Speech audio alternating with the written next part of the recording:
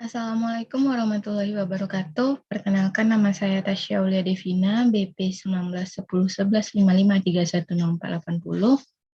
Di sini saya akan menjelaskan tentang proses rekrutmen, seleksi, dan penempatan.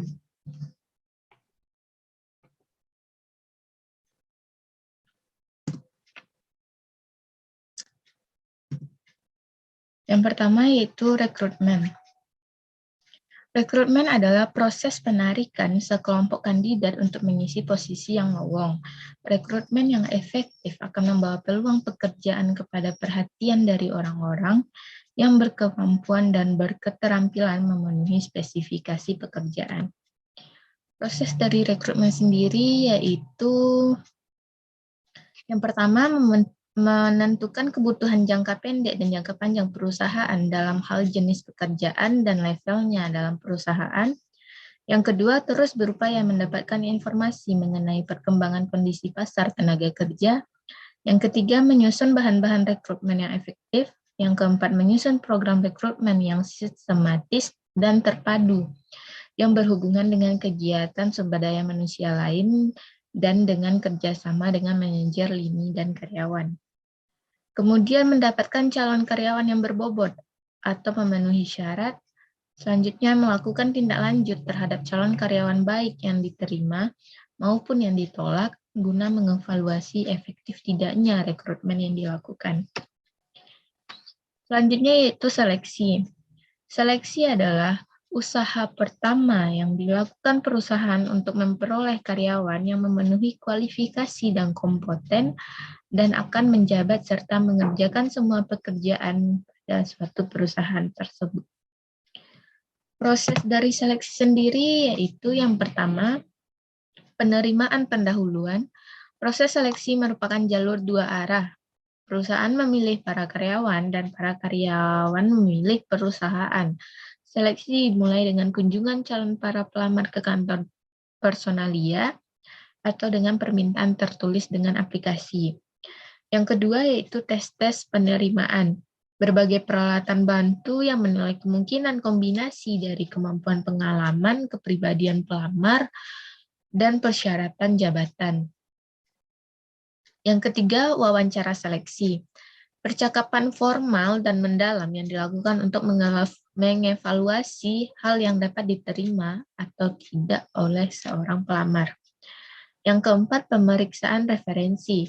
Ada dua macam dari pemeriksaan referensi tersebut, yaitu yang pertama, personal reference, merupakan referensi tentang karakter pelamar, biasanya diberikan oleh keluarga, teman dekat baik, yang ditunjuk oleh pelamar sendiri maupun diminta oleh perusahaan.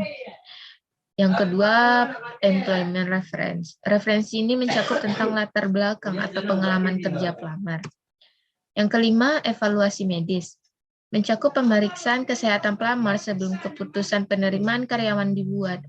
Evaluasi ini mengharuskan pelamar menunjukkan informasi kesehatannya. Yang keenam, wawancara atau atasan langsung. Atasan langsung pada akhirnya merupakan orang yang bertanggung jawab atas para karyawan baru yang diterima. Oleh karena itu, pendapat dan persetujuan mereka harus diperhatikan untuk penerimaan final.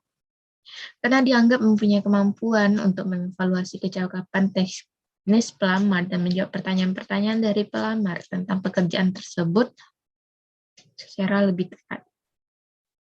Yang ketujuh yaitu keputusan penerimaan. Keputusan diterima atau tidaknya seseorang karyawan menandai berakhirnya proses dari seleksi. Departemen Personalia dapat mempertimbangkan kembali para pelamar yang ditolak untuk lowongan pekerjaan yang lain karena mereka telah melewati berbagai macam proses dari seleksi. Yang terakhir yaitu penempatan. Pengertian dari penempatan yaitu suatu kebijakan perusahaan atau organisasi untuk menempatkan karyawannya atau pegawai pada suatu pekerjaan yang sesuai dengan kemampuannya, keterampilan, serta pengetahuan pegawai atau karyawan dan kebutuhan jabatan dalam perusahaan, agar terciptanya kepuasan kerja dan prestasi kerja yang optimal.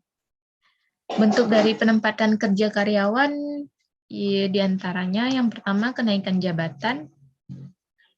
Kenaikan jabatan adalah pemindahan tugas pegawai dari jabatan ke jabatannya lain yang lebih tinggi dalam hal gaji, tanggung jawab, dan tingkat status keorganisasiannya. Pengalihan atau transfer, yaitu pengalihan karyawan dari satu jabatan ke jabatan lain dengan tanggung jawab yang sama, gaji yang sama, dan level organisasi yang sama. Pengalihan sangat bermanfaat bagi pemegang jabatan sebab pengalamannya dapat dialihkan pada seseorang dengan keterampilan baru dan perspektif berbeda yang membuat orang tersebut menjadi pekerja dan kandidat yang lebih baik untuk dipromosikan di masa yang akan datang. Yang terakhir yaitu penurunan jabatan atau demosi adalah penurunan karyawan ke pekerjaan dan tanggung jawab yang lebih rendah, umumnya dengan tingkat gaji yang lebih rendah juga. Biasanya dilakukan dengan alasan karyawan tersebut melakukan hal yang buruk dan berperilaku yang tidak tepat. Prosedur penempatan kerja karyawan tersebut juga harus memenuhi beberapa syarat. Yang pertama, terdapat wewenang dalam penempatan tenaga kerja yang berasal dari daftar personalia yang dikembangkan lewat analisis tenaga kerja. Yang kedua, harus memiliki standar untuk membandingkan calon pegawai. Yang ketiga, harus memiliki pelamar kerja yang diseleksi untuk ditempatkan. Jika terjadi salah penempatan, maka akan dilakukan penugasan kembali. Sekian dari saya. Apabila ada salah mohon dimaafkan. Assalamualaikum warahmatullahi wabarakatuh.